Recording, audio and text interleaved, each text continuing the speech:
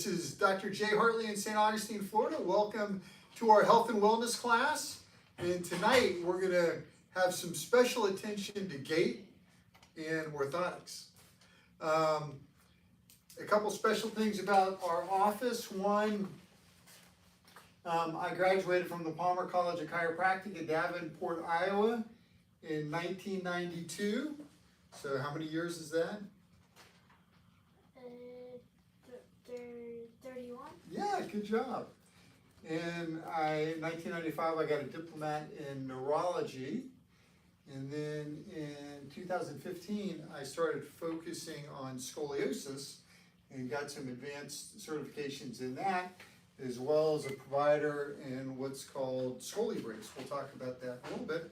And just this last month, I got certified in something called Scoli Balance, which is a special type of exercise to help scoliosis. What do you think the USA is ranked today in overall health? There's about 200 countries in the world today. Any guesses?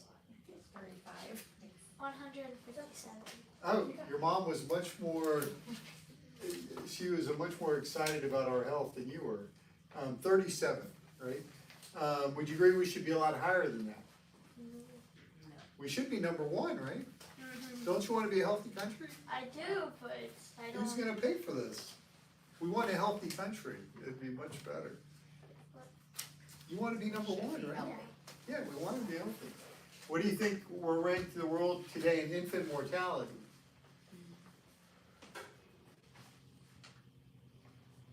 No guesses, Janet? 40? 52nd. Okay, and so people think we're such an advanced country. Why is that? Well, birth is already something that's perfect, and when we overcomplicate it, then it becomes less than perfect. And so there's places in the United States where the cesarean rate is over 60%. And they've done a lot of studies on this, and it should never be over 25%. And so the Department of Health in Florida actually just sent a thing out about the goal of the rate in Florida to be below 25%. And then if it's above 25%, then it actually is a symptom of a not very effective healthcare system.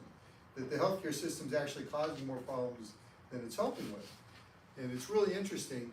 So if a cesarean is an ethical thing, then you should see an even disbursement of it across the country, right? And so what they find is in pockets, it'll be really high. 70, 80%. And then in other places it's low, like 20%. So something's going on there, meaning the people didn't really need the cesarean. It was the way the healthcare system led them to that. Over 1 billion mothers, daughters, fathers, sons will die from heart disease and cancer this year. Would you agree we need to make some major changes in how we approach our health? Yes. Yes. So there's 5 attitudes that prevent us from being healthy. 1, it's out of my control. 2, it's normal to get sick. 3, disease makes us sick. 4, only see the doctor when you're sick. 5, it's expensive to be healthy. These 5 attitudes prevent us from being healthy. So the first one, health is out of my control. The good news is that you're responsible for your health, and only 1% of health problems are related to genetics. So what you do every day determines whether you're going to be healthy or not. Are drugs the answer to humanity's problems? Well, in the United States, we consume more drugs than any other country in the world, and we spend more money on drugs than any country in the world. Yet we were ranked 37th, right? So if drugs were the answer, we would be ranked number 1. Does that make sense?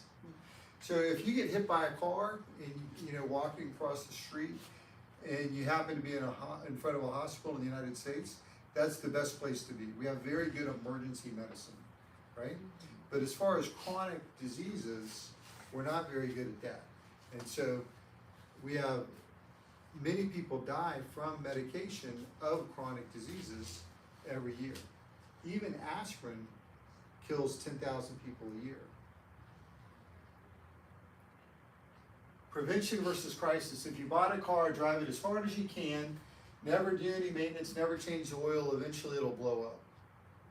If it blows up in front of a new car dealership, you can just get out of the blown up car and just go over and buy a new one, right? But you can't do that with your body, meaning you gotta take care of it for it to stay healthy. You gotta practice prevention. What are symptoms? Symptoms are merely the result of the body being out of balance and alerting you to a problem within. Symptoms serve as a warning that something needs to be explored and changed in one's life. Illness is a message. Dennis Jaffe, PhD. One of my pet peeves is growing pains. You know, we see a lot of kids and I'll hear people talking about growing pains. All pain is bad pain. There's nothing, the only type of good pain there is, if you drop a bowling ball on your foot and your toe hurts, that's normal, okay? But there's no such thing as normal pain. Pain is telling you that something is wrong. So you shouldn't be experiencing any pain. If a fire alarm goes off, you wouldn't cut the wire to the fire alarm, right? You'd find out where the fire is. So we want to get to the root of things. Second attitude, is it normal to get sick? Is it normal to get sick? No. It's normal to be healthy, right? We're going to talk about that more. Is it the seed or the soil that's important in health? Well, the seed is like your genetic potential. There's plenty of people with great potential that never amount to anything. The soil is like your environment, right? Like a classical education. That's your environment. And then if you take that with nourishment, good food, right? And a loving support, then that is what the soil is, right? That's what, so you can bring up different types of seeds into the same goal, right? Do you know who Marie Montessori is, Carter? Okay, interesting. She actually, her system, there was a family in Paris and they wanted to test her beliefs. And they took a man-child, I think it was somewhere in Indonesia, that had been living with the gorillas and stuff like that, almost like Tarzan, right? And they brought him to France, and he went to like the finest finishing school, you know, all the way from a little baby all the way up in Paris. And he ended up being, you know, at the top of his class.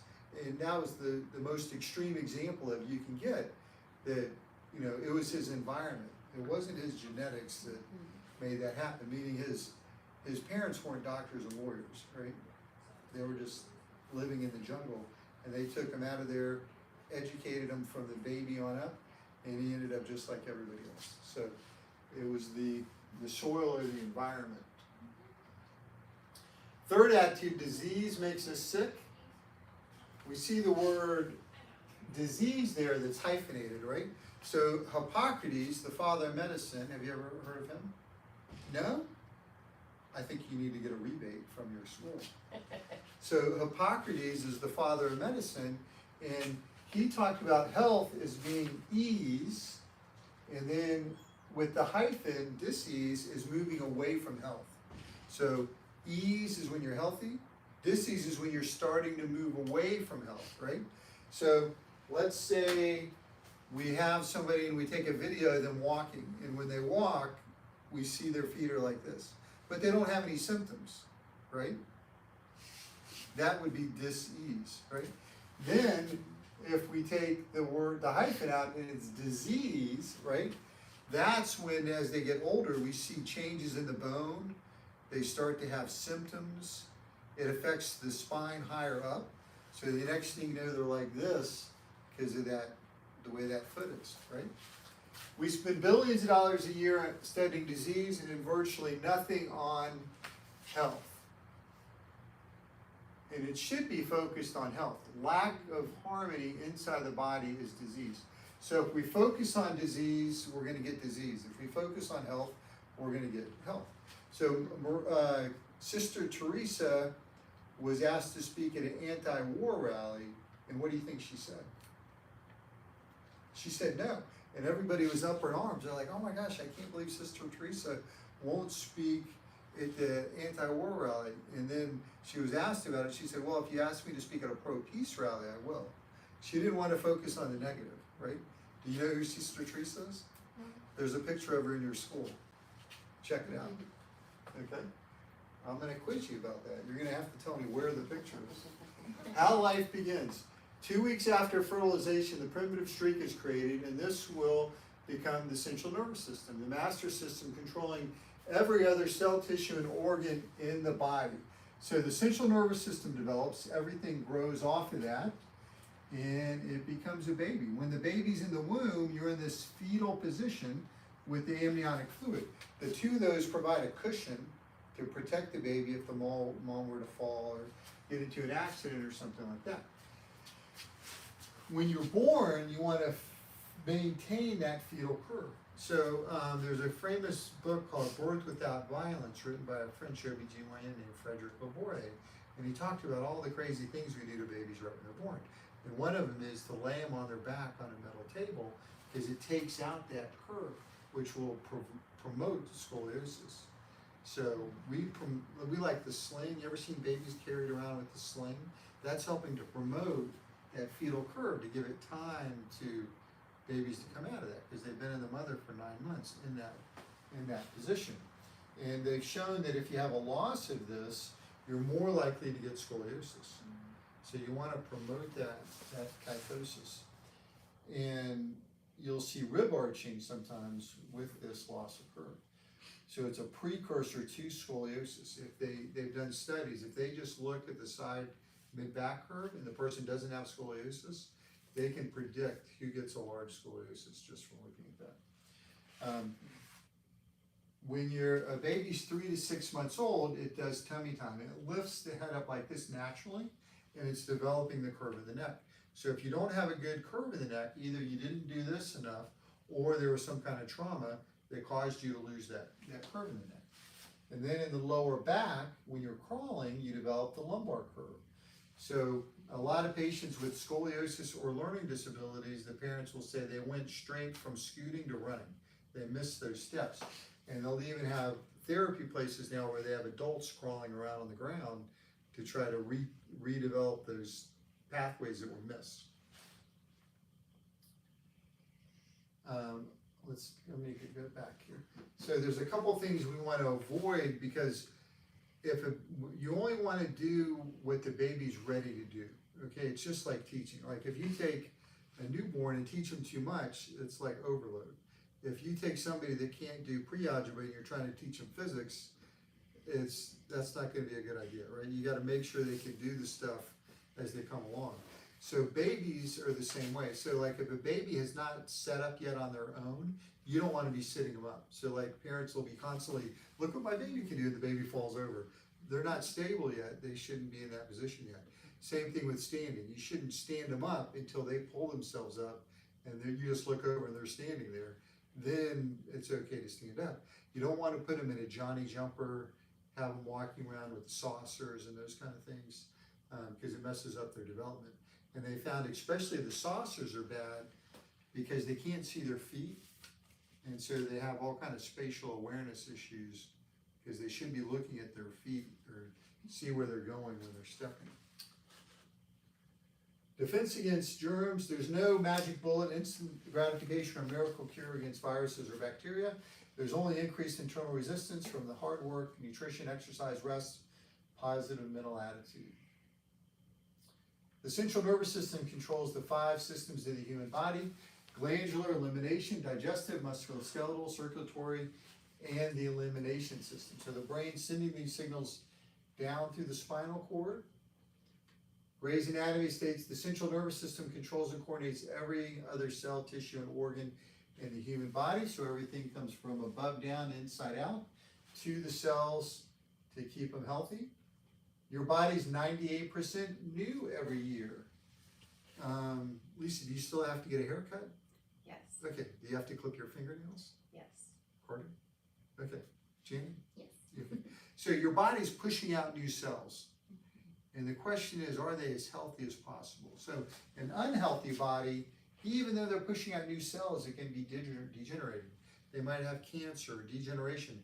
The body's replacing those same cells the same way. We want the body to be regenerating so it gets healthier. The autonomic nervous system is the major system controlling the mechanisms of homeostasis. Do you know what homeostasis is? No. It's the body's ability to adapt to the environment. So that's what we consider health is. So is a fever good or bad? Bad. Good. No, it's good. Because if you have an infection, you want the body to raise the temperature to kill the infection, right? So that's good. If you had some bad oysters and you started throwing up, is that good or bad? Good. Good, right, all right. Subluxation. So subluxation is a bone out of place interfering with a nerve. I would definitely know that. Subluxation is a bone out of place interfering with the nerve. This nerve, 10% of what it does is tell you if you're in pain or not. 90% is your bodily functions. Can you remember that? We see the word silent there because you can get a lot of misalignments without feeling pain. So we call it silent decay. Things can degenerate a lot. We just had a patient that had a re-x-ray. She hasn't been in for 6 years and things had gotten a lot worse, but she didn't really have a lot of symptoms because of this silent decay. Your body's like a garden with proper raw materials and no interference. You will regenerate and be healthy. Healing takes time. So the hose is like the spinal cord. The sprinkler is like the nerves. The flowers are like the organ. If we have a rock on the hose, then the flowers are going to die.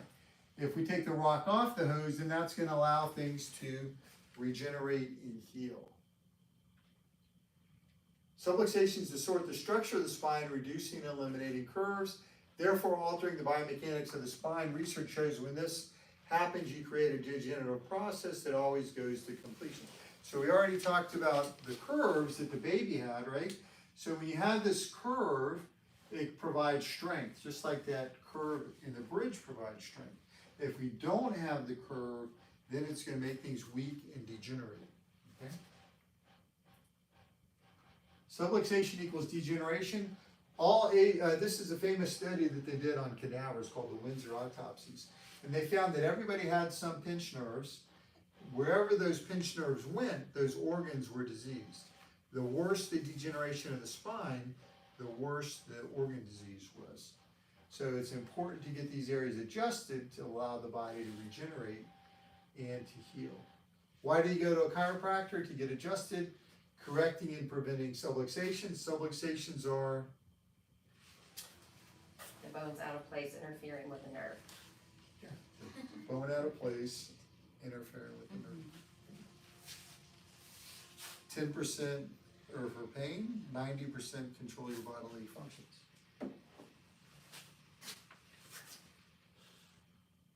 Degenerating spine. This patient came in at age 52, neck pain, shoulder pain, mid-back pain, low back pain, numbness and tingling down the left arm, depression, migraines, high blood pressure, anxiety, insomnia, tinnitus, and acid reflux. Work had become difficult. They couldn't hike or walk due to pain. Rated quality of life is 3 out of 10. They were on pain medication and blood pressure medication. And they were getting just their first chiropractic adjustment when this x-ray was taken. So their head was extremely forward. They had a reversal of the curve, which is causing disc degeneration, bone spurs, stretching the spinal cord. That's going to contribute to all these symptoms that they're having. This patient has a healthy spine, no pain or conditions, works full-time, walks 2 miles every morning, pain-free, rates quality of life 10 out of 10. They don't take any medication. They do take chlorella, which is a compressed algae that has all your vitamins, minerals, and protein in it. At age 26, they went through corrective chiropractic care, and they've had at least a monthly maintenance adjustment ever since then, and they're now 55 years old. So you can see their head is half as far forward. They have the proper curve in the neck, spinal cord's relaxed, and they don't have any symptoms. So people will say, I'm 55, is it normal degeneration? Well, there's no normal degeneration, but if you have a loss of the curve in the neck and your head's forward, your spine will degenerate. But if you have better alignment, then it won't degenerate. This patient is 3 years older than this patient. This patient, she was in 6th or 7th grade. She had chronic migraines. She'd been to all the big hospitals in Jacksonville, MRI, CAT scans, and she had really bad migraines. She wasn't able to go to school. She was on migraine medication. Even though she was on the medication, she was still unable to go to school. So when they came in, we took this x-ray, and the first thing I noticed was her head was extremely far forward. She had a reversal of the curve in the neck, and where these two lines should be parallel, they were compressed here. So that was putting a lot of pressure on the upper neck, affecting the blood supply in the spinal cord in the brainstem. That's what was causing the migraines. She went through 2 months of corrective care in our office. You can see the restoration of the normal curve. Top two bones in the neck are parallel now, so there's plenty of room for the spinal cord here. The migraine stopped. She was able to get off the medication and able to get back to school full time. If she wouldn't have come in, she would have just been known as a migraine medication patient, would have had side effects from the medication, and would have had a really tough life, but we were able to help her. This patient, 9 years old, we discovered she had scoliosis, 22 degrees. She went through corrective care, went to 16 and then 10 degrees over a 3-year period of time. And the thing that's neat about this is when you look at her upper neck, you can see how when she had the 22-degree curve, her upper neck was way out of alignment. Much better when she had the 16-degree curve, and even better when she had the 10-degree curve. So the upper neck is the control center for your posture and for your health. And so when that's out of alignment, you can have a lot of things happen, including can contribute to scoliosis. This is an older patient that went through corrective care in our office. The scoliosis went from 22/12 to 13/9. This is a patient about 12 that got into a car accident. Her upper neck was way out of alignment. Within the first couple of visits, we noticed that her leg length was better and her posture looked a lot better. So we retook the x-ray, and you can see how she was lined right up. So the younger you are, the easier it is to correct problems with the spine. This patient was also about that age, 12, and the parents noticed that he kind of had a posture like this. And a lot of it was probably related to his habits, phone, gaming, things like that.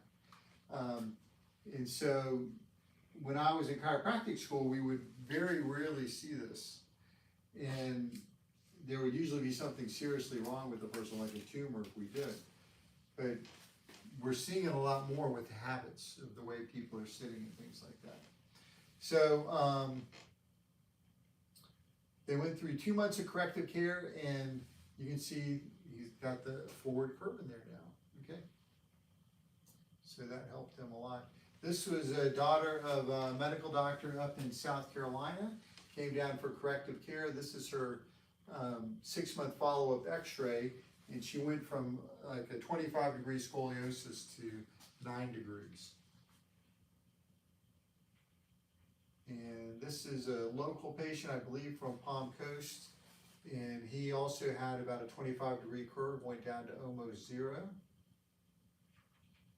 So some of the corrective things we do in the office, wobble chair exercises to restore the normal ligament, tendon, and disc function, cervical repeat traction to help bring the head back over the shoulders and the curve of the neck, Eckert table to help to restore the ligaments and tendons in the disc in the lower back, cervical vibratory traction helps bring the head back over the shoulders and the curve of the neck, restore the function of the cervical disc. Core stem helps to balance the muscles out, get lactic acid out of the muscles. Mechanical drop with scoliosis, when it affects the ribs, can have a big effect on your heart and lungs, and that helps with that a lot.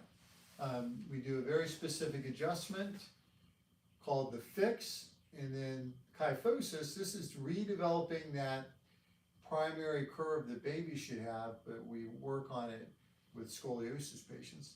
And then this is the scoliosis traction chair. Patients are placed in a mirror image of their curve, and so they're exercising their spine in a straight position, and then it gets the brain to memorize everything. And the last thing, because you're doing that, I'm sure, is called spinal weighting.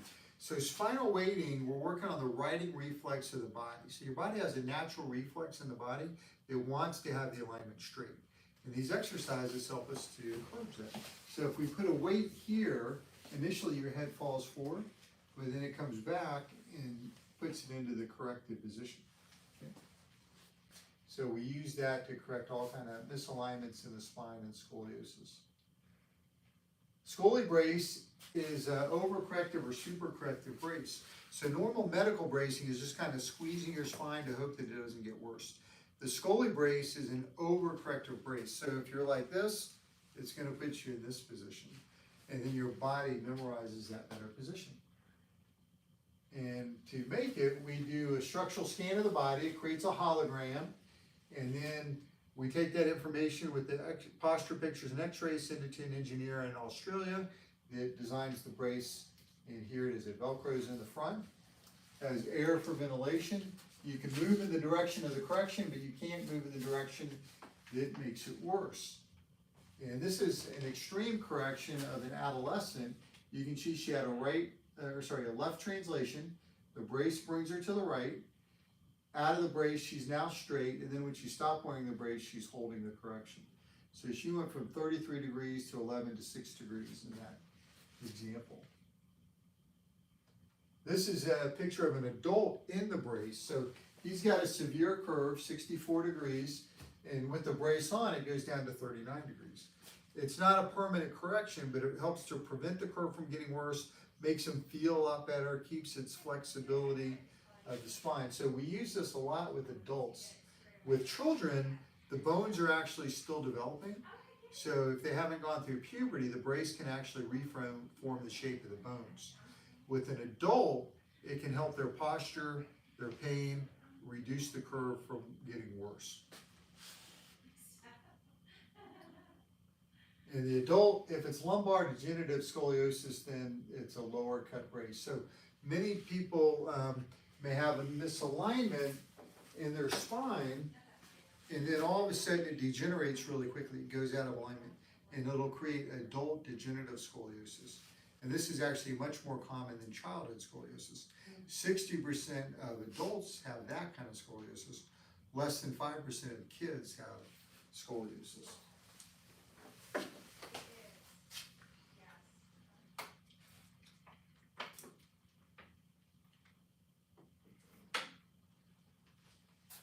Let's see.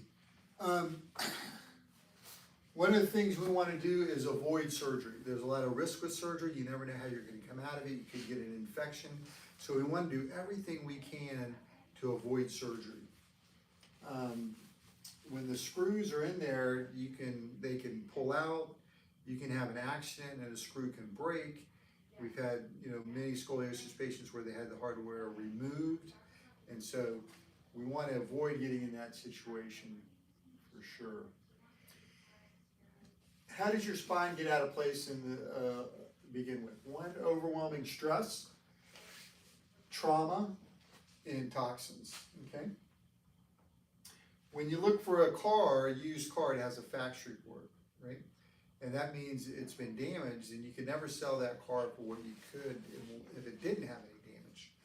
And so your body's the same way. When it gets damaged, it never quite goes all the way back to normal. And that's one of the reasons why prevention is important. Toxins, when we're taking medication or being exposed to toxins, it'll toxify the liver and the stomach and the kidneys, and that will cause the spine to get pulled out of alignment. We call that a visceral somatic reflex.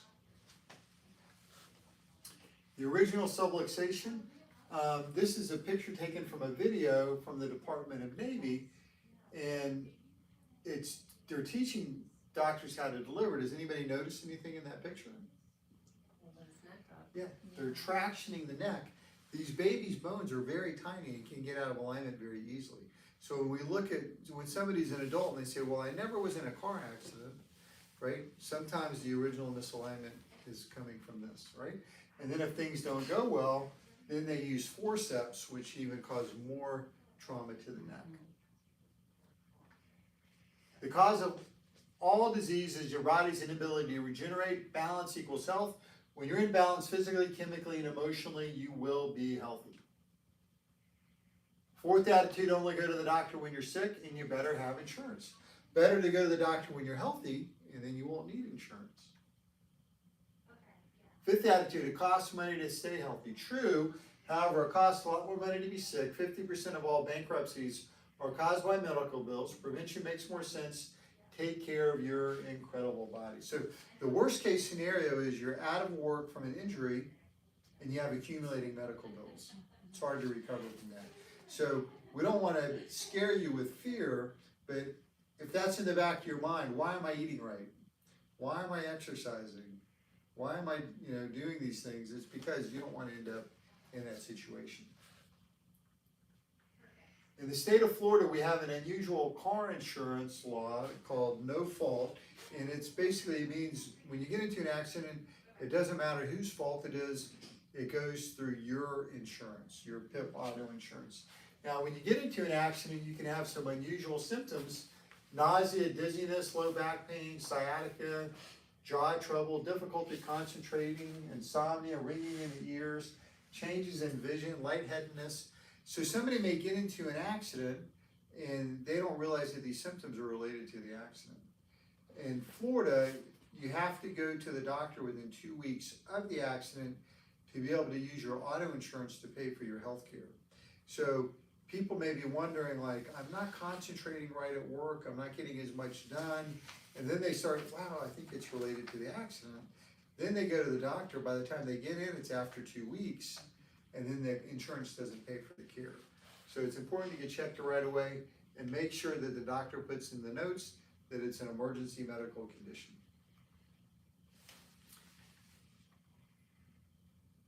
There's 3 phases of chiropractic care. I would remember these. Carter, that's a hint. When the teacher says, this is important, that's going to be on the test. All right. Relief care. Our goal is for you to get feeling better as quickly as possible. We may need to check you daily in order to do that. Corrective care is we're trying to correct the spine as close to normal as we can so the problem doesn't come back. That may be daily to twice a week. Preventative care is once a week to once a month, and that is to keep you healthy, meaning you don't know whether you're in alignment or not because only 10% of the nerves have to do with pain, 90% have to do with your bodily function. So that's where the preventative checkup is so important. A lot of people their sleeping habits are causing problems. So they sleep with a bunch of pillows like this. So that's going to get them way out of alignment. So we like the neck bone, and it helps put the curve in the neck. And then I'm using prism glasses, so I'm looking this way, but I'm seeing this way. So that helps to retain that curve. The head's all the way back on the bed. So then you can sleep, read, watch TV, use a device with good posture. An ounce of prevention is worth a pound of cure, Benjamin Franklin. So you can see this little guy is doing his tummy time. When he was born, he had infantile torticollis. So he was like this, and the doctors wanted to come in here and cut this muscle to balance it out. And the mother decided to bring him to see us. And within a few weeks, things got corrected. You can see she's happy with the results. He's doing the tummy time, so he's developing that curve in his neck. Some babies you'll see will start to do that right away. This family has 6 kids. We checked the mother through each of the pregnancies and the newborns when they were born to get them off on the right start. SBN, science-based nutrition, is a special system we use. It analyzes hair, blood, and urine to see if you have any toxicities or mineral deficiencies or vitamin deficiencies. And we go through your vitals, health history, medications, come up with a preliminary diagnosis, and then we, through your results, either toxicity like metal toxicity from the hair analysis or a lack of vitamins, minerals, or different ways organs are functioning, we can see all that. We give you a specific recommendation. So we'll give you a specific amount of vitamins to take. We try to limit to 3, and then we will, in about 2 months, take the lab results again to check and make sure everything's looking better. And then you're only taking vitamins that you need, not ones that you just heard about or you think you need them. You might not need them. So like with vitamin D, one of the reasons I got into this was when the first couple cases of COVID occurred in China, they found that the people that got COVID and walked out of the hospital had good vitamin D levels. And the ones that died had very low vitamin D levels. And I'm like, wow, I mean, you hear about vitamins, but you never think that it's that dramatic of a difference, but it really is. When you find that we've helped you out, if you let other people know, we'd appreciate it. That's how most people find out about us. Anybody have any questions? No? All right, Janet, you can. Thank you for tuning in tonight. And this has been Dr. Jay Hartley at the Hartley Chiropractic and Scoliosis Center in St. Augustine, Florida. Have a great night. All right.